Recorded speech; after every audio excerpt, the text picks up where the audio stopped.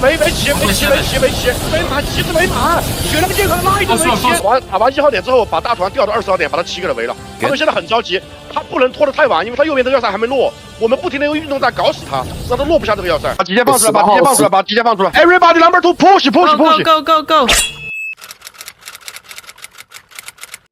对，然后国际服的优点嘛，就是氪金的强度依然是在线的。那我们可以看到，像1093、像960、像2377，就是这些联盟都是拥有50级联盟礼物的。那可能在不久的将来，这个新组建的2359或者说3308，他们都能到50级。那国服啊，50级只有一个16，那它是独苗。那下一个可能不知道要什么时候了，就是这个是氪金力度上。那我觉得国际服的这个优势还是比较明显的。啊，现在国服差距这么远吗？就是没有一个比较接近50的吗？最高的好像第二是48还是49，但是我觉得距离50还挺远的。哦，那像国际服比方说我最近指挥的那个区，那其实我每天上线都能舔到大概2-3个账号的码农，就很夸张。对，就氪金力度是在线的，就依然在线。国服现在你几乎已经很难舔到就是说码农了。那国服还有一个比较明显缺点，就是大佬组团在一起氪金，然后车身或者中高战玩家去用自己的 DKP 然后进这个盟，或者说用自己的现金去买票进这个盟。国服这个不能说是好，但好像也没有那么坏，现在大家都这样做。就一开始是挺抗拒的，我不觉得是好事情，我觉得它可能是一个中性吧，没有那么好也没有那么坏，它一定程度上会刺激玩家去打架，因为这个东西它其实可以通过 DKP 上车的。就比方说我在战斗中获得了很多的击杀，或者贡献了很多的阵亡，然后我获得这个王国给我计算 DKP， 然后可以用这个 DKP 来舔这个金箱子，然后可以一定程度上的杜绝农民玩家。对，这个有优点也有缺点吧，就比较中性。但是国际服就比较好，就是像我之前在910的时候，那每天舔箱子舔的人都晕了。手指都抽筋了，一直按。对，就我相信现在可能像2489啊，或者像那个2359以及1093，他们依然有非常多的金箱子啊。1093不确定，但是3308应该很多。对，3308很多，这个我知道。就是氪金玩家会比较多一点的，这个是比较明显的优点。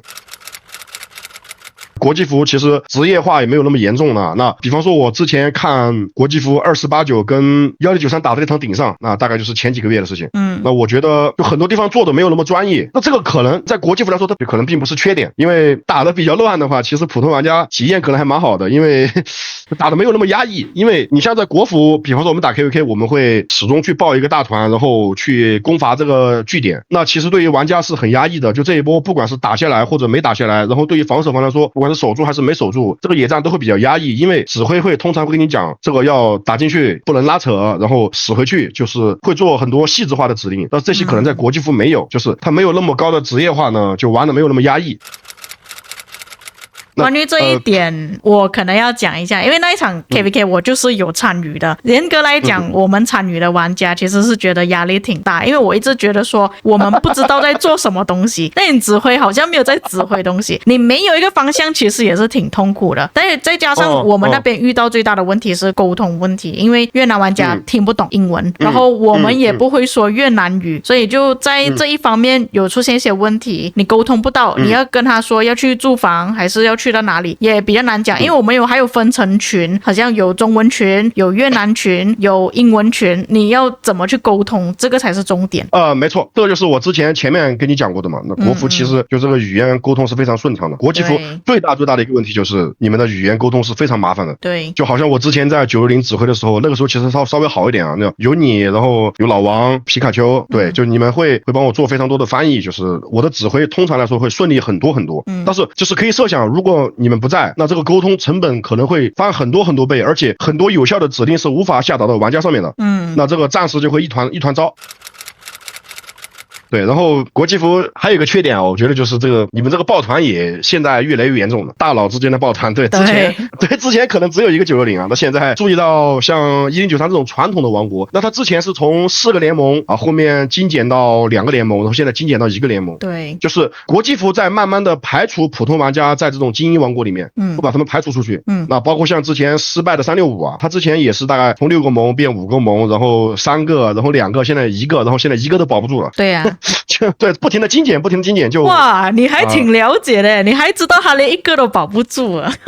看来你真的有在关心国际服哦。我没有找错人呢，真的明白了。对，我对国际服的这个关注还是蛮多的，因为你看现在这个1093啊、2489、2359跟3308这类我们统称为精英王国，那里面其实普通玩家是非常少的，那他们在抱团，然后会排斥普通玩家，那我觉得这可能不是一个好的现象，因为我们这个游戏很多时候要有足够多的人、足够多的玩家才能够打出比较激烈或者说精彩的战士，就从统战的角度来考虑哈。对啊，我也是一直跟他们说不要抱团，不要抱团，但是你没有办法去阻止到他们了。他们一直想着说，我想要跟朋友一起玩，如果不跟这些大佬抱团的话，可能自己的游戏体验不好，所以才造就成这么多这种大佬全部抱在一起。就是比较好的点是什么呢？现在国际服还有4个这种抱团的精英王国，国服其实不太能组得出4个，国服如果要组的话，大概2个或者3个，就是组不出来4个的。当然国服现在也比较惨，就氪金玩家是偏少的。了解。那如果给你选择的话，你会想要在国际服还是国服玩？为什么？回答这个问题前，我先阐述一下我的观点。我是比较喜欢打顶上的，所以我会选择在国服玩，因为国服还有一些比较包容的先锋王国，他会接纳我。比方说我的氪度，我在游戏这一块的投入，可能我1个月只能投入800到1000人民币。那这个氪金标准在国际服大概率是进不了这几个精英王国。对，他会赶你走的。对，但是在国服我能进得去，就是我能够参与就是很激烈的战斗，我可以就是体验很高强度的战斗。但是你的活跃度也是相应的要提高，是不是？那肯定因为如果你的氪度不够高，然后你又没有去做大量的拉野的话，那你的账号质量会很差。如果账号质量很差的话，你在顶上其实体验非常不好。然后另一个观点就是，我在国服玩，我跟我一起打架的战友、朋友、兄弟，我们沟通是很顺畅的。那在国际服会比较困难了，因为你知道我英语其实基本等于不会。有啦，你进步很多了啦，比较起我第一次见到你的时候，你都会讲啦。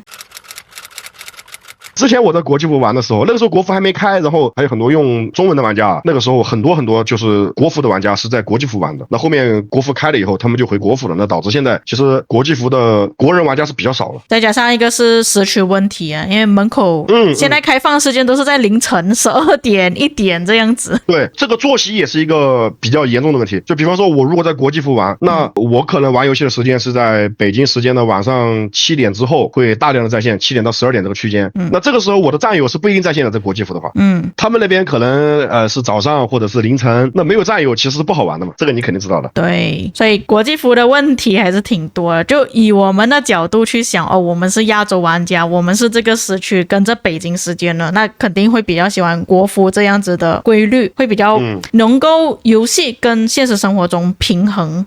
没错。之前在960玩的时候遇到的一些难题就是需要在凌晨打架嘛，对，那个其实很夸张。就比方说我要在凌晨3点4点这样子去打架，那不管是对自己的工作还是生活或者说自己个人的健康，都是一个比较大的考验。否则就是你要花钱去找人来帮你顶替但是花钱挺贵的。对呀，也是一个不小的支出。你玩那个游戏，你花在自己账号就算了，为什么你还要去找到一个人来帮你顶替这样子？你说如果我要是去国际服玩，我找个人帮我打，我那点薪水还不够付他们的薪水的。盖不过去。对，自己都不能开饭了。对，如果我不打的话，我也可能会被逐出这个王国，就非常不开心嘛，对吧？对啊，这个也是为什么我自己的主账号也是跑到 CD 主王国去的原因啊，那开销太大了。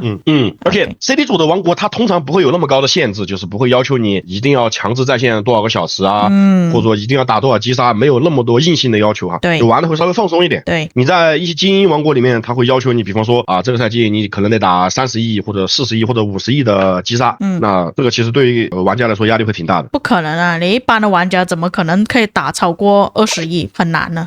是的，所以如果让我选，我会选择国服。可以。那你还有什么东西要补充？没有了，很愉快的聊天，好吧？感谢面总的访谈。看啊，如果这个视频发出之后，有一些国际服的玩家又有其他的问题，可能又要再麻烦你了，到时候。好。OK。